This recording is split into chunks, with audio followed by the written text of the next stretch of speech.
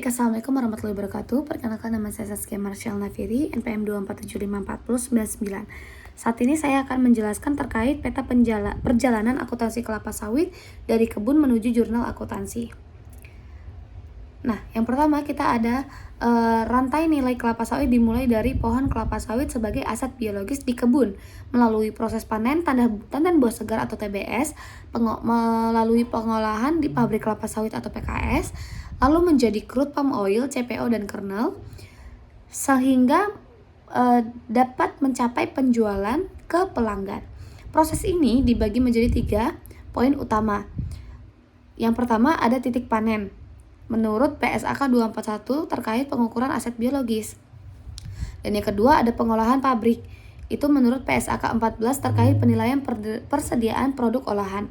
Dan yang terakhir penjualan pada PSAK 115 terkait pengakuan pendapatan.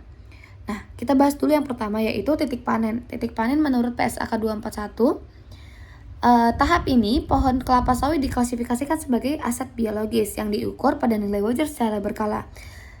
Saat panen TBS, nilai wajar dikurangi dengan biaya menjual, fair value minus cost to sell, menjadi dasar harga perolehan persediaan TBS. Selisih antara nilai tercatat aset biologis sebelum panen dengan nilai wajar TBS yang dipanen diakui langsung sebagai keuntungan atau kerugian dalam laporan laba rugi periode berjalan.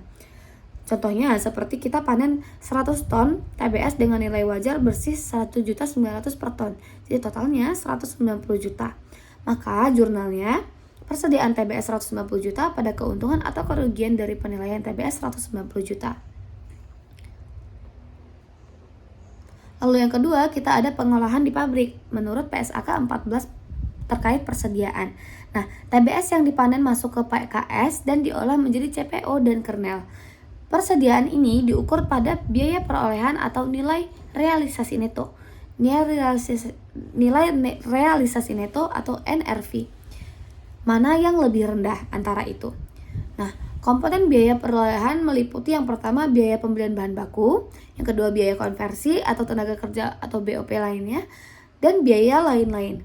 Itu seperti kita biaya angkut untuk membawa persediaan kita ke lokasi yang siap jual.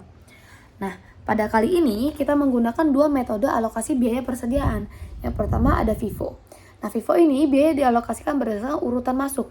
Jadi misalnya barang tersebut yang pertama kali masuk, maka barang tersebut yang pertama kali keluar. Itu untuk menghindari kadaluarsa barang tersebut. Nah, cocok untuk barang seperti CPO dan kernel. Dampak jika harga naik adalah persediaan akhir tinggi dan harga pokok penjualannya rendah serta laba kotornya besar. Lalu yang kedua kita pakai metode average.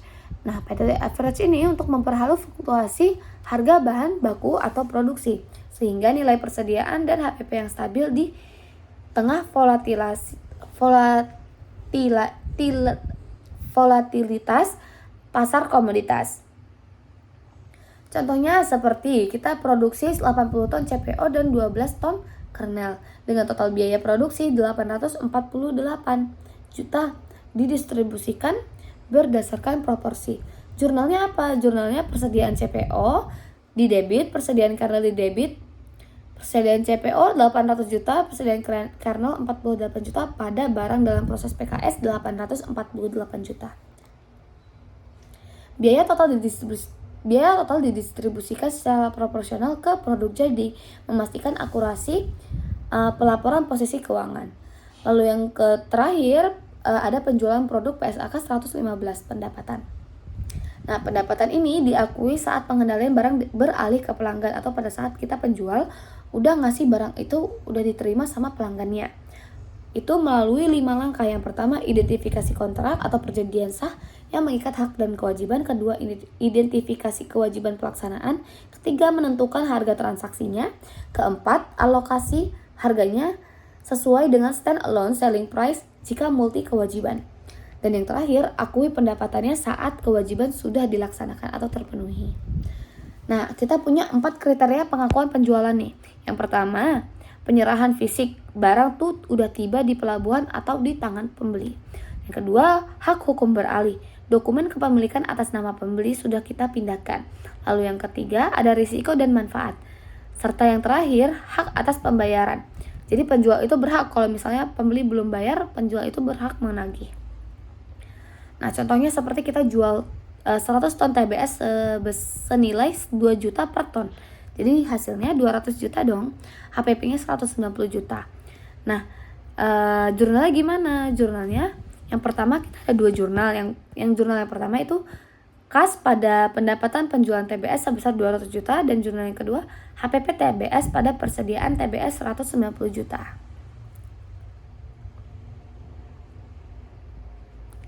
Jadi kesimpulannya itu ada sedikit perbedaan antara beberapa produk ini. Nah, kalau TBS itu pengukuran utama akuntansinya melalui nilai wajar dikurangi biaya menjual. Nah, kalau CPO atau kernel pabrik itu kita selisihkan dulu, kita bandingkan mana yang lebih kecil antara biaya perolehan atau NRV.